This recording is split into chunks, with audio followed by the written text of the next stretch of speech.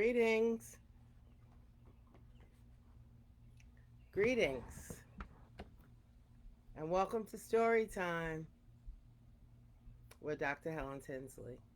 Welcome, welcome, welcome. Happy and blessed Saturday. I hope everyone is well today and feeling well, and that I reached you at a great time. So, I just want to talk a little bit before I go into my story. I want to talk about what's happening in the country, what's happening in the world. Because all over, we're seeing racial conflict, right? We're seeing police brutality. We're seeing incidents of mistreatment, biased treatment to the children. We're seeing things that are not fair. And it's scary and it's hurtful and it's frightening. But hate is not learned. Hate is not natural. It's taught, it's learned. Young children are naturally loving and caring and accepting of everyone. Young children are accepting of diversity, of disability, of different languages. I've watched children that don't speak any English, Spanish speaking dominant, playing with children that speak only English and have not a word of Spanish, and without any ability to verbally communicate, they communicated. Okay, so children are taught hate. And children that are taught hate and grown up in families where hate is nurtured are the adults that we see today exhibiting hate. Now I want to talk about children because I remember teaching a little girl who loved me dearly. And she told me one day she didn't like black people. And I said, "You don't like black people?" And she said, "They're bad and they do bad things to you." And I said, "Well, some black people do bad things, but most black people don't."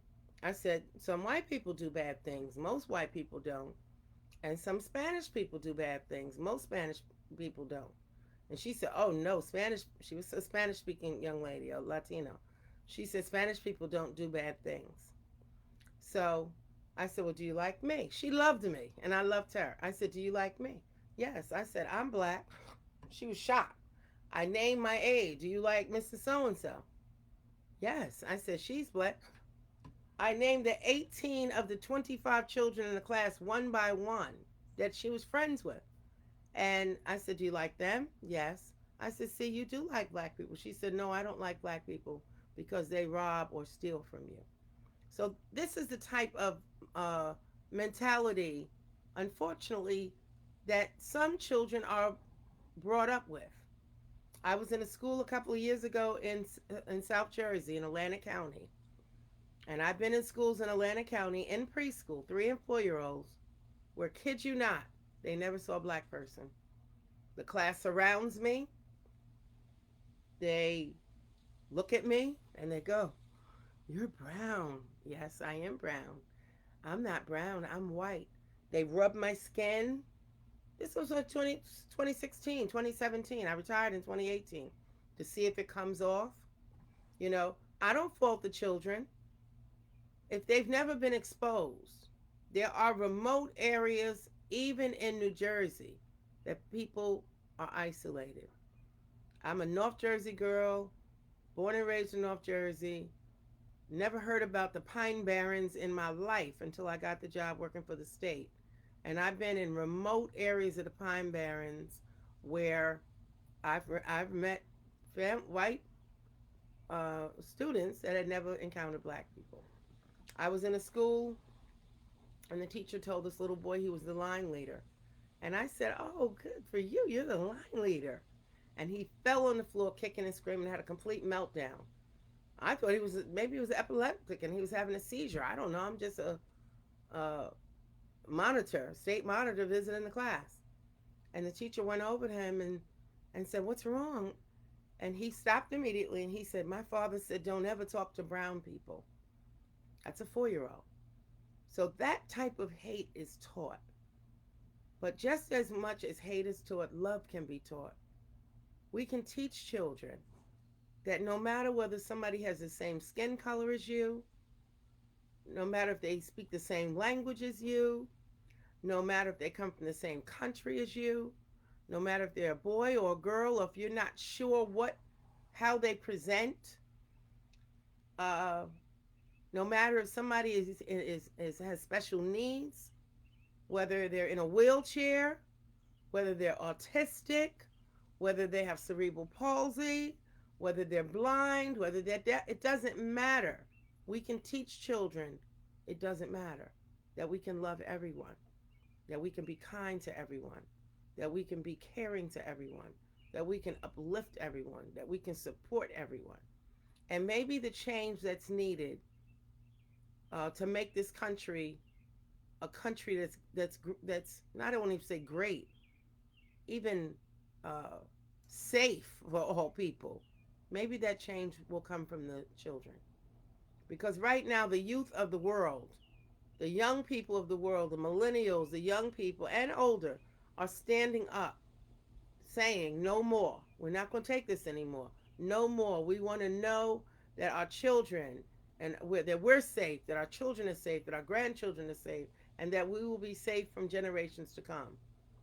But it starts with the children. So to all the boys and girls watching, you have a job too, to love each other and be nice to each other and be kind to each other and learn about each other. Because, the more you learn about another person and different cultures than your own, the wiser you are, the broader your perspective is, and the more culturally competent you become. So, with that said, welcome to Storytime with Dr. Helen Tinsley. Now, let's begin. This little light of mine, I'm gonna let it shine. This little light of mine, I'm gonna let it shine. This little light of mine, I'm gonna let it shine. In the stories that I read every day. Hello, Carlton and Sue. I hope you two are doing well today. Our story today is another story from The People Could Fly, American Black Folk Tales. Again, these stories have very little illustrations, and they're short. So put your listening caps on and turn your imagination on. So let the words form the images in your mind. This name of this story is Papa John's Tall Tale. Papa John was an old timer, and we did what he told us. Jake was his son, and after he had his dinner, Papa John told Jake to find a horse that was fastest. Jake went to the big house, asked for the horse that was fastest. House Jim said, "Take Mrs. Riding Horse, that the one is the fastest." So Jake rode Mrs. Mare on back over to Papa John. He got there before he left, too, and he said, "Papa, here's fastest." "Who the mare belong to?" asked Papa John. "Belong to Mrs., Jake says. "How you know she is fastest?" Papa John says. "I know she is fastest because I'm here before I'm going," says Jake. And it was the truth. He had got back before he left. Any fool could see that. "Well," Papa John says, "take that mare and take this pumpkin seed on your back. Don't drop it, it's heavy. Carry it on over to the field. Take a shovel and make a hole a quarter mile deep and drop that pumpkin seed in." "That's all?" asked Jake. "No," said Papa John. "You got to get out of there as fast as you can. That's why you're riding a horse that's fastest. Don't look back. Just get out of there once you drop that pumpkin seed." So Jake did what he was told, and we was all watching. That mare run as best as she knew how, which was fastest, but it wasn't good enough. Jake said, "Get up and go on fastest." He looked back, what he wasn't supposed to do, which slowed him down some, and saw the pumpkin seed was growing vines, and the vines was after that fastest mare. The mare and Jake had to climb across the leaves to keep going.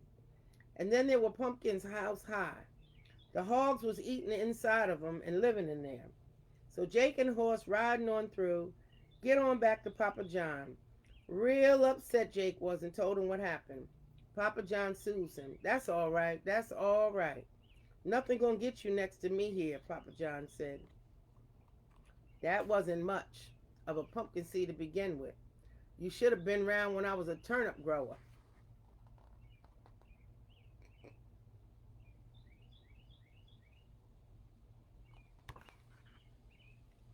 You a turnip grower, Papa? Asked Jake. Was one time, Papa John said. I plowed me 2 acre. I got me a mountain of manure and spread it on thick. Then I put down the turnip seed. What happened? Jake asked him. Well, all of a sudden, Papa John says that manure was slopped up. The turnip grew so a herd of cows would get under a turnip leaf and sleep all day. So I had to fence it, keep all out. Took me 6 months to fence around that turnip, too. When that turnip growed up, Papa John continued, I had to find some way to cook it. I went down there to a man could make things. I said, I need a pot big and high as a hill. Man said, I can do that. Hire me some hands to help me. That's what he did, Papa John says. He hired up 100 hands. They dug up that hill for the clay. Then they was a molding and casting that hill into a pot. When it was done, they had them a clay pot hill high. Then the man could make things get another 100 hands to help roll that pot atop the turnip. Wasn't no use trying to get the turnip in the pot. So that's why we had to cook it, with the fire above the pot and the turnip under it. Take you long, Jake asked. Well, it took about a year to get it boiled, though. But it cooked up real fine, that turnip did, Papa John said. How long ago was that? Asked Jake. Oh, when you was a little fellow, Papa John said. Been years ago. Well, I sure would have liked to taste that turnip, Papa, Jake said. Well, you had your chance, Papa John said. You ate the last piece of it for your dinner today. And that is the story of Papa John's tall tale. Now, a little bit about this. Exaggerated tales that magnify the truth outrageously are called generally tall tales or simply lies. They are also known as Munchausen's after a German baron who told exaggerated stories about his travels. And in various parts of America, they have been called toasties, galley floppers, windies, whoppers, and longbows. They are found throughout this country and all over the world. Tall tales are told with enormous solemnity about huge mosquitoes, giant vegetables, incredible hunters and marksmen, and practically anything else, such as the northern mule who got into the southerner's corn crib. It was a hot day, and the corn commenced to pop, for it was popcorn, and the mule froze to death on account of he thought the popcorn was snow. Or the potato farmer who was approached by a stranger asking to buy 100 pounds of potato farmer finally said, I can't do it. It'd be wrong to cut a potato in two. And that's just a little background on exaggeration tales called tall tales. And that, my dear friends, is our story today from The People Could Fly. I hope all is well. Thank you for listening. Hi, Tony. Enjoy your Saturday. Do what you need to do to make yourself happy, to relax, to stimulate your mind, and keep your body moving. I'll see you tomorrow, same time, same place, 5 o'clock, story time with Dr. Tinsley. Peace.